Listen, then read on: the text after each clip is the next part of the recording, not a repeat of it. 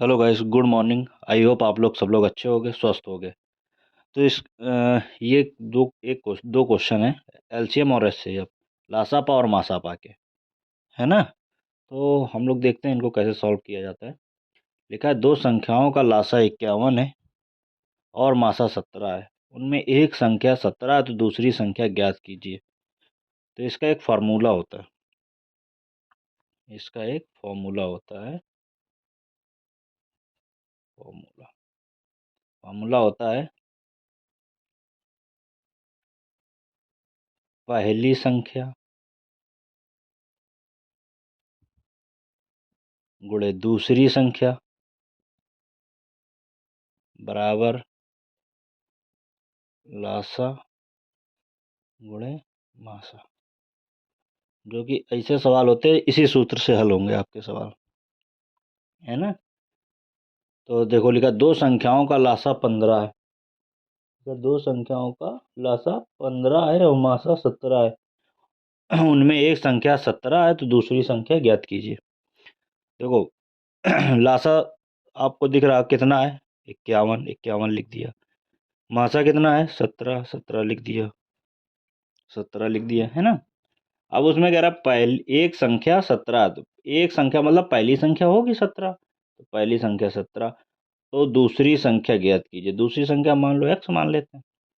ये 17 से 17 हमने इसको डिवाइड कर दिया।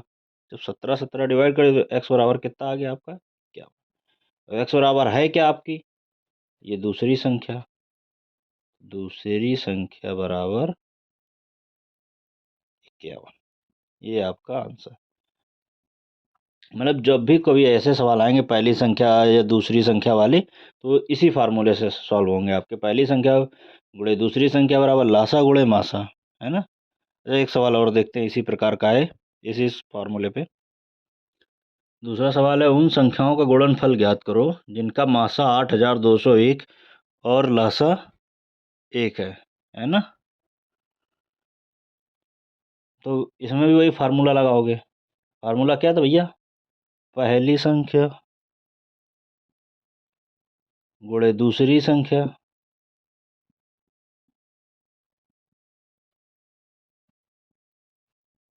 बराबर लासा लासा इंटू मासा। तो ये इसमें मासा दे दिया आपको कितना, 8201 रुपये। और सॉरी सॉरी, हाँ हाँ, नहीं नहीं, गलत हो गया। लासा दिया आपका 1 और मासा दिया आपका 8201 रुपये। तो ये दिया हुआ है आपको, है ना।